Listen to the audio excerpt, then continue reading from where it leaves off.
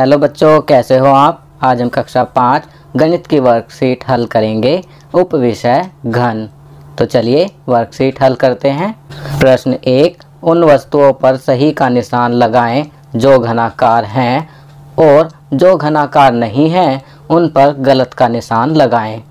बच्चों, सबसे पहले हमें यह पता होना चाहिए कि जो घन आकृति होगी उसकी लंबाई, चौड़ाई और ऊंचाई बराबर होगी। तो आप देख सकते हैं क आकृति, इस आकृति की लंबाई, चौड़ाई, ऊंचाई बराबर है। तो यह घनाकार आकृति है। यहाँ पर सही का निशान लगाएंगे, ख गलत का निशान लगाएंगे, ग सही का निशान लगाएंगे, घ गलत का निशान लगाएंगे, ड़ सही का निशान लगाएंगे। तो यहाँ पर क, ग और ड़ आकृति घनाकार आकृति हैं। ख और घ आकृति जो हैं घनाभ आकृति हैं, इसलिए इन पर गलत का निशान लगाया गया है। चलिए आगे बढ़ते हैं। प्रश्न 2, खाली स्थान भरें। पहला, एक घन में डैश फलक होते हैं। तो यहाँ लिखेंगे 6। एक घन में 6 फलक होते हैं। दूसरा, एक घन में डैश कोने होते हैं। तो यहाँ लिखेंगे 8। तीसरा, एक घन में डैश किनारे होते हैं। तो यहाँ लिखेंगे 12। चौथा, एक घन के सभी पक्ष डैश होते हैं। तो यहाँ लिखेंगे समान। चलिए अगला प्रश्न करते हैं। प्रश्न 3, निम्न आकृतियों को उनके नेट के साथ मिलाएं। बच्चों, नेट का अर्थ है जाल। आकृति दी हुई है और उनके सामने नेट दिया हुआ है।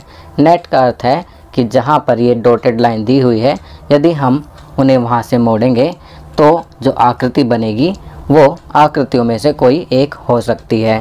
तो चलिए हम आकृति का उसके सही नेट से मिलान करते हैं। पहली आकृति का मिलान करेंगे ख से, दूसरी आकृति का मिलान करेंगे घ से,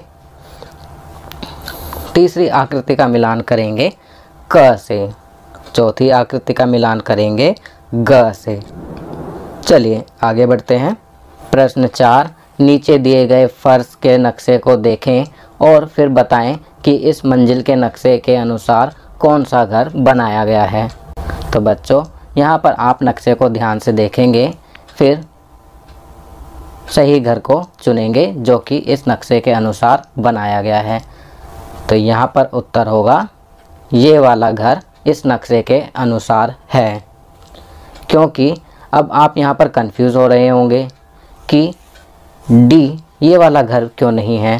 तो आप देखेंगे इसके इस तरफ वाली जो खिड़की है वो बिल्कुल बीचों बीच है, और जबकि नक्शे में जो खिड़की दी हुई है वो पीछे की तरफ साइड में दी हुई है।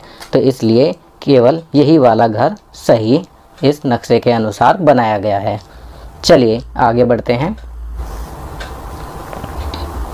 प्रश्न 5, नीचे दिए गए घर के फर्श के नक्शे क को देखें। इस घर के गहरे चित्र ख पर दरवाजे और खिड़कियां बनाएं। आप देख सकते हैं क फर्श का नक्शा है, उस पर जो दरवाज़ा, खिड़की दी गई हैं वही आपको ख चित्र पर बनानी है। तो यहाँ पर आप दरवाज़ा बनाएंगे जैसा कि क नक्शे में दिया गया है, और यहाँ पर पहली खिड़की बनाएंगे और इधर दूसरी खिड़की बनाएंगे। तो इस प्रकार आप ख आकृति में क आकृति नक्शे में जो दरवाज़ा और खिड़की दी गई हैं बनाएंगे। चलिए आगे बढ़ते हैं। जीवन कौशल आयु की गणना। जन्म के दिन से लेकर वर्तमान दिन तक के समय की गणना करके हम किसी की भी आयु ज्ञात कर सकते हैं।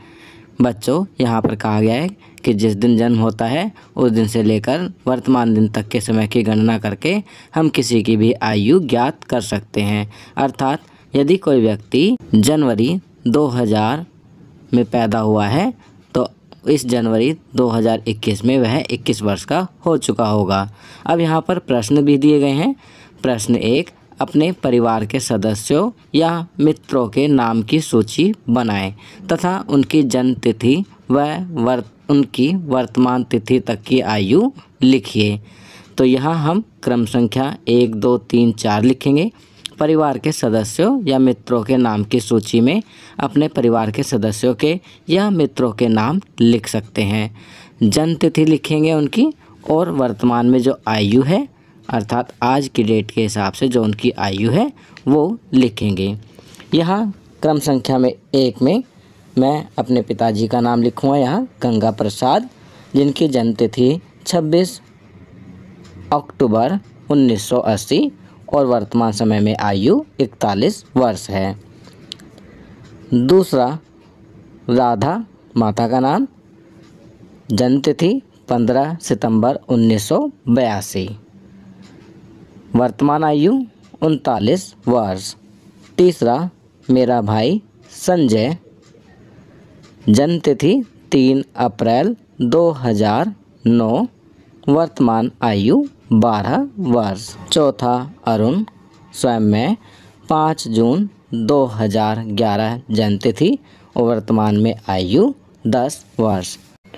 बच्चों, यहाँ हमें याद रखना है कि जन्म वर्ष को वर्तमान वर्ष में से घटाने पर वर्तमान आयु ज्ञात हो जाती है।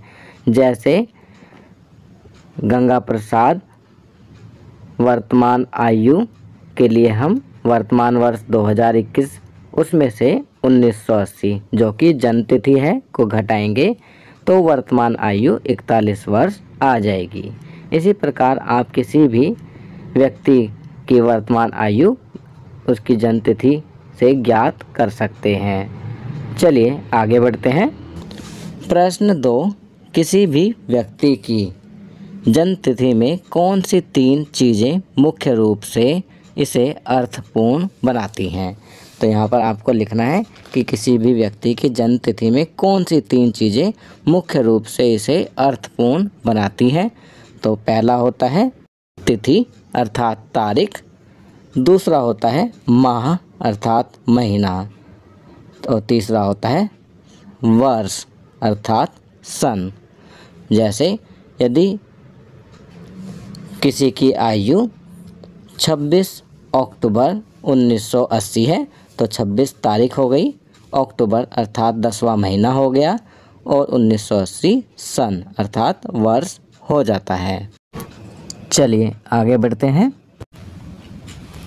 संस्कारशाला, छोटी छोटी पर बड़ी बातें, सरफरोशी की तमन्ना अब हमारे दिल में है, देखना है जोर कितना बाजुए कातिल में है, राम प्रसाद बिस्मिल। तो बच्चों, राम प्रसाद बिस्मिल जी ने कहा था सरफरोशी की तमन्ना अब हमारे दिल में है, देखना है जोर कितना बाजुए कातिल में है। खाना पीना, अंकुरित दालों से बने खाद्य पदार्थ आहार में शामिल करें और उनका सेवन करें। गतिविधि, स्वतंत्रता सेनानियों के नारों को उनके नाम सहित बोलकर अपने अध्यापक को वॉइस मैसेज भेजें।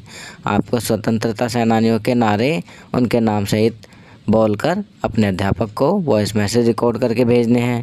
खेल, परिवार के साथ शतरंज खेलें और अपने परिवार के साथ शतरंज खेलनी है।